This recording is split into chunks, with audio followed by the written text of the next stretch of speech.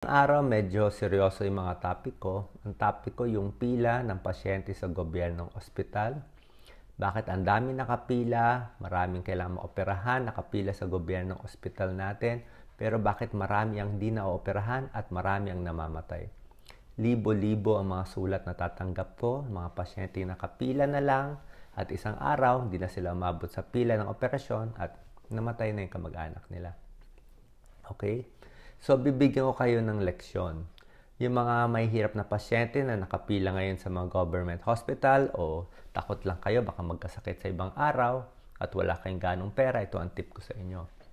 Number 1, pag pinabalik kayo ng inyong doktor or manggagamot sa gobyernong hospital, pag pinabalik kayo, let's say, ng 1 month, 3 months, o 6 months, hindi po ibig sabihin na okay pa kayo in 3 months. Okay? Masakit tong sasabihin ko. Hindi ibig sabihin healthy kayo at kaya ng kondisyon ng anak ninyo mabuhay ng 3 months o 6 months.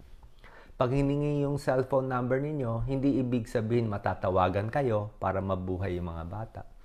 Ang ibig sabihin lang nito ay puno yung ospital, ang haba ng pila, kulang ang mga resident doctors nandun, at ito lang mabibigay na schedule base dun sa oras nila.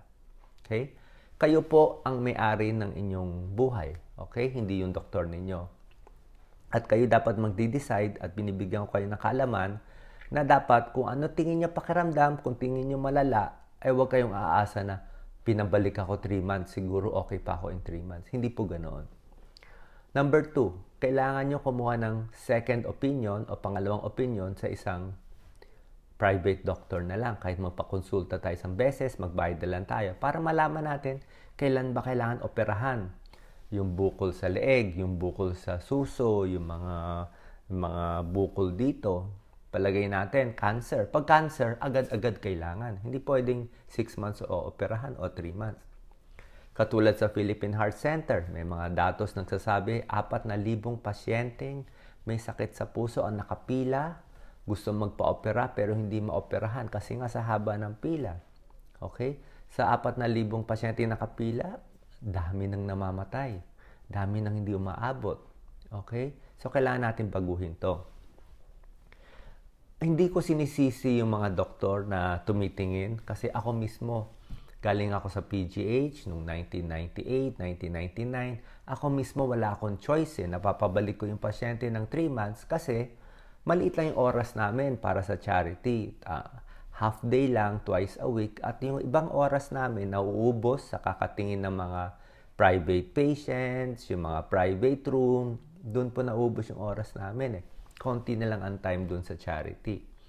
Kaya kulang din yung oras, kulang din yung bed, kulang din yung operating room, kulang din yung mga tao. Pero meron po akong suggested solution.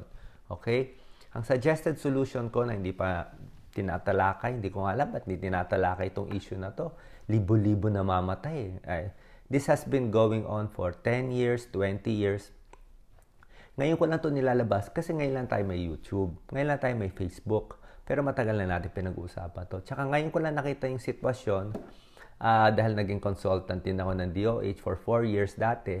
Kaya nakita ko, bukang ito talagang problema. Ang solusyon ko, number 1, ay dapat alisin o bawasan ang mga private room sa mga gobyernong ospital. Okay? Sa mga government hospitals, dapat para gumamot sila ng may hirap. Diba? Sa charity yan. Bakit tayo naglalagay ng mga private rooms? Kung kailangan kumita, humingi na lang ng budget sa gobyerno. Okay? Kasi kung lalagyan mo ng private room, ay makuubusan talaga ng kama at oras at operating room at doktor para sa mahirap. So, alisin o bawasan ng private room. That's number 1. May mga gobyernong hospital, mas marami pang private room kaysa sa charity. So, paano siya kung gusto niyo ng private room, private case, pwede kayo pumunta sa private hospital. Ang daming private hospital dyan. Medical City, Makati Med, lahat ng private hospital. Doon na lang yung mga private cases. Hindi naman magkukulang yung mga hospital Pero sa gobyernong hospital, dapat pang mahirap yan. Okay, that's number 1 solution.